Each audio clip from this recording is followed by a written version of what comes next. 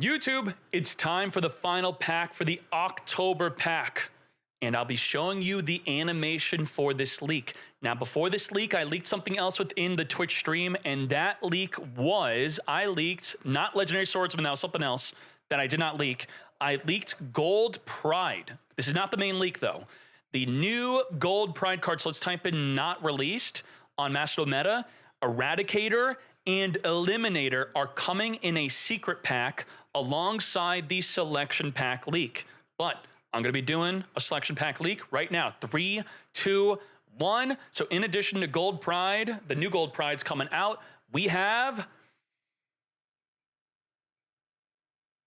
Boom! Infernoid! Infernoid is coming to Master Duel. Why do we care about this brand new Infernoid Flood?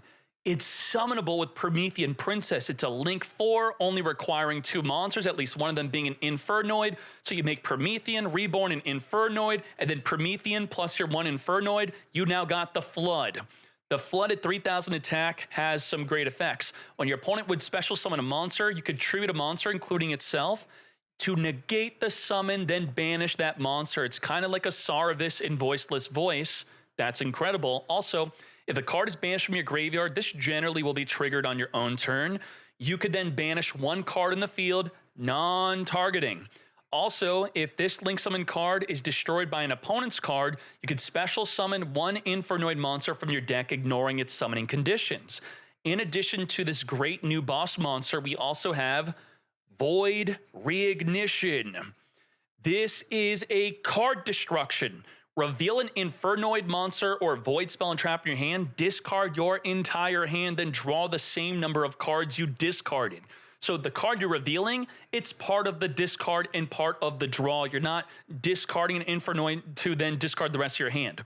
It also has an additional effect if you control no monsters or only Fiend, except the turn this is sent to the grave. You can banish this card from the graveyard, then target up to 11 banish Infernoid monsters with different names, return them to the graveyard. So incredible recursion, because the deck's all about banishing Infernoids from the graveyard, and then that card destruction effect, that is nutty. Now, what also makes this deck absolutely nuts is the Infernoid Evil. If this card is fusion summoned, you could banish an Infernoid monster from your graveyard to then send Infernoid monsters with different names from each other from your deck to the graveyard equal to the banished monster's level. You banish a level 8, send 8 cards from your deck to the grave, mate. That's insane. Better than a Kick Kalos. If this card's sent to the grave or banished, so not by your opponent's card effect, you could just link it off, get it in the grave. You then get to add a Void spell trap from your deck to your hand. So fill up your grave and search your deck. This is an incredible combo starter. Also, it doesn't say it on the card, but it's untargetable. Sometimes, because you're going to summon it with Dark Fusion. Dark Fusion, if we look on OCG here, 80% are playing it at 3, otherwise they're playing it at 2. Your opponent cannot target the fusion monster with card effects this turn. So that's an additional benefit. They got Imperma Veiler. It ain't going to happen as you mill your deck and then get searching. So let's look at some gameplay and see how it looks like on the tier list. And I'll also show you how the deck is built in the OCG, where in the TCG, they have so many cards hard restricted from this deck being as good as it could be, as it will be in Master Duel. So big shout out to Duel Evolution. Let's see what they do going first and going second. So first, we're going to be playing against Salamangreat. Alrighty, what I say, Dark Fusion is here. We're going to fuse into that, activate to banish from the graveyard. Now they have an impermanence, but they can't activate it because we're untargetable.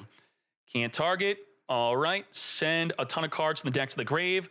We are now doing up all our plays, making the Promethean Princess, triggering the fusion when sent to the grave, searching for a Void spell and trap. Now we can imperm onto the Promethean Princess. That's great.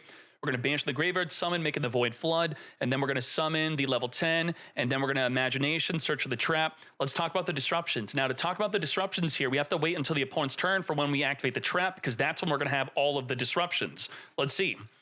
Activate. Tribute off our continuous spell, summon, summon, summon. Now, the Infernoid Decatrons are going to copy the effect of the bigger Infernoids that we're going to send from the deck to the grave. So let's send, let's send. They're going to use a Ghost Ogre to try to stop one of them. Sure, we don't care. So from that, we now have the ability of negate a summon through the Flood, negate any monster effects, negate any spell and trap card effects. We also have the ability of Promethean Princess in the graveyard. So about 4 disruption. Let's see how that plays out. All right, go to summon, link summon. We're going to negate the summon and banish. You're going to activate a monster effect. We're going to tribute monster to negate the monster effect and destroy, and banish, right? It's gone, it's banished. What the heck? And we still had a spell and trap card negate. We're going to, in the end phase, tribute off a monster to then banish a card from their graveyard. And then, let's see if we could wham bam, thank you ma'am, lethal damage. Banish in the grave, reborn. We have a void barrier, but boost up the field, 4,200, 37, 36, 1,700. Massive damage, lethal damage on top of having a monster negate. Let's go. Now, let's watch against going second, against Labyrinth. How well can the deck go against Labyrinth going second? Let's see. Sure. A lot of people like the deck going second. So let's speed this up. The cringe length, okay, sure. Bunch of back row, wow, great, And popping a card from our hand. So we're gonna lose a card from our hand.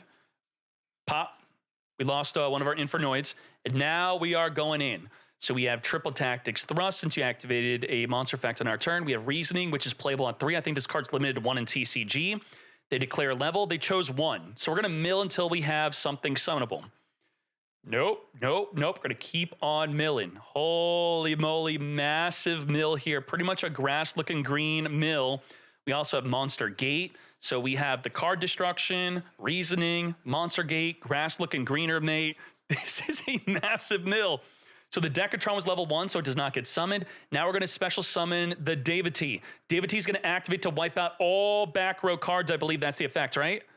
Back row. Woo! Back row completely wiped out. Ain't no way. Full back row sweep. He declared a card with the Black Goat Laughs. It's called Rumple Tuffle. What the heck? That was the original name. And let's see what happens here. Garura, draw a card, triple tactics talent. We're going to, I didn't see what he was trying to use here. Is he taking control, looking at the hand, return back.